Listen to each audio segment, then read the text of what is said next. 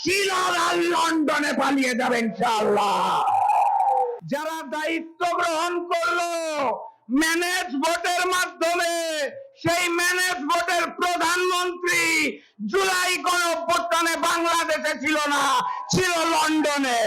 জুলাই আপনারা অনুভব করতে পারেন না, কারণ আপনারা জুলাই গণঅভ্যুত্থানের অংশ ছিলেন না। আপনারা লন্ডন শিলংয়ে বসে ভিডিও কলে আন্দোলন দেখেছেন।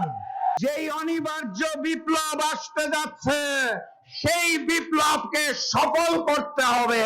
কেমন আছেন আপনারা?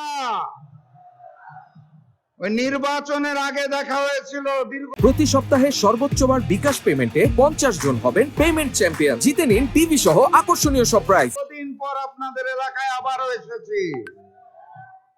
সব ঠিকঠাক আছে তো নাকি? গরমটা বেশি? সারা দেশে একই রকম গরম, শুধুমাত্র আকাশের গরম নয়, শুধুমাত্র আবহাওয়ার গরম নয়।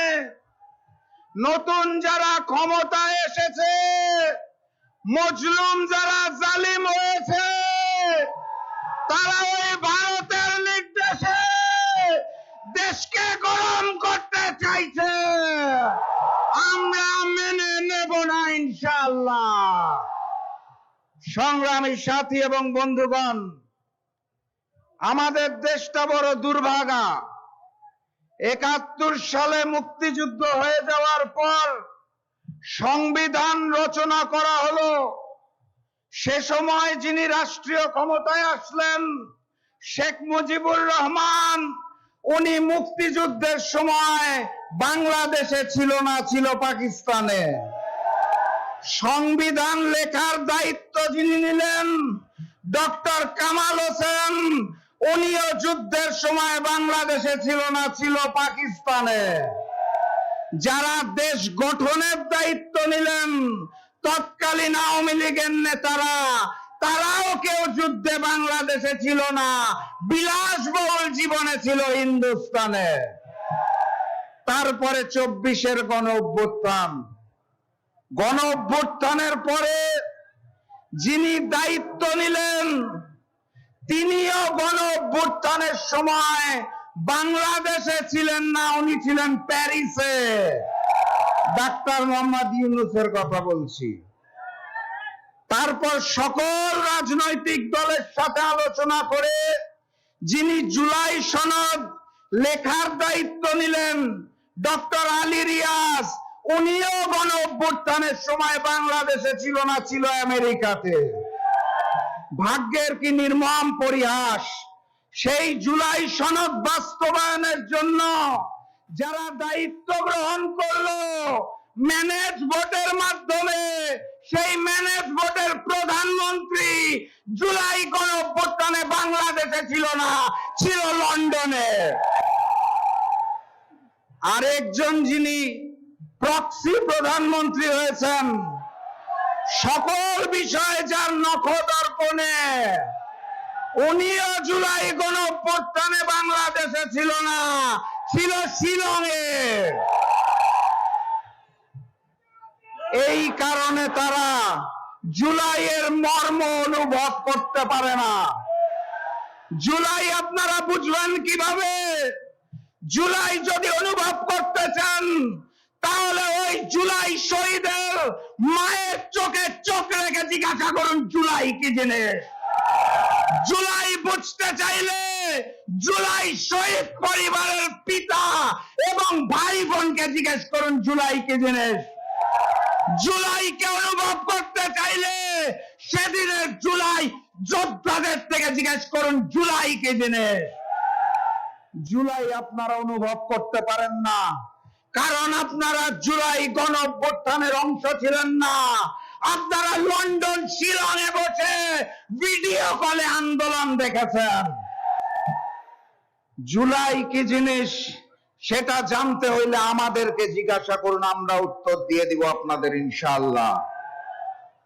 জুলাইয়ের শহীদের রক্ত পেরিয়ে ওই মসনদে বসে যদি মনে করে থাকেন ফ্যাসিস্ট শেখ হাসিনার রেখে যাওয়া অসমাপ্ত কাজ দিল্লির নির্দেশনায় পালন করবেন, আমরা সেটা মেনে নেব না ইনশাআল্লাহ। সংগ্রামী সাথী এবং বন্ধুগণ, জুলাই সনদ বাস্তবায়ন করতে হবে। কথা কি ঠিক না বেঠিক? ওনারা বলে নাকি অক্ষরে অক্ষরে পালন করবেন। কোন অক্ষর? কার অক্ষর? আমরা ওই হিন্দুস্তানের অক্ষর চিনি না, আমরা বিএনপি গুলশান অফিসের অক্ষর চিনি না। গণভোটের গণরায়ের অক্ষরে জুলাই সনদ বাস্তবায়ন করতে হবে। তার জন্য যেই অনিবার্য বিপ্লব আসতে যাচ্ছে, সেই বিপ্লবকে সফল করতে হবে। প্রস্তুত আছেন? বিপ্লব হবে, রক্ত দিব, জুলাই সনদ বাস্তবায়ন করে ছাড়বো ইনশাআল্লাহ। আপনাদের এলাকার নামটা বড় সুন্দর, ময়মনসিংহ। যেই অঞ্চলে সব সিংহরা বসবাস করে, সিংহের মতো গর্জন দিতে হবে। আর আপনাদের একটা মজার কথা বলতে চাই, ময়মনসিংহের সিংহ বাহিনীকে আজকে আন্দোলনের ডাক দেওয়ার জন্য উপস্থিত হয়েছে আমার বাম পাশে খুলনার রয়্যাল বেঙ্গল টাইগার। চিনেন তো আপনারা নাকি? সেক্রেটারি জেনারেল সাহেব, খুলনার রয়্যাল বেঙ্গল টাইগার এসেছে ময়মনসিংহের সিংহ বাহিনীকে দাওয়াত দিতে। এবার বাঘ আর সিংহ নামবে। নতুন জালেমেরা শিলং আর লন্ডনে পালিয়ে যাবে ইনশাআল্লাহ। সিংহের গর্জন দিবেন, যেই গর্জনে পুরাতন জালেমের বুক কাঁপে, যেই গর্জনে নতুন জালেমের বুক কাঁপে, যেই গর্জনে হিন্দুস্তানের বুক কাঁপে। সিংহের গর্জন হবে নাকি একটা? নারায়ে তাকবীর, নারায়ে তাকবীর, নারায়ে তাকবীর। দেখা হবে ইনশাআল্লাহ বিজয়ে।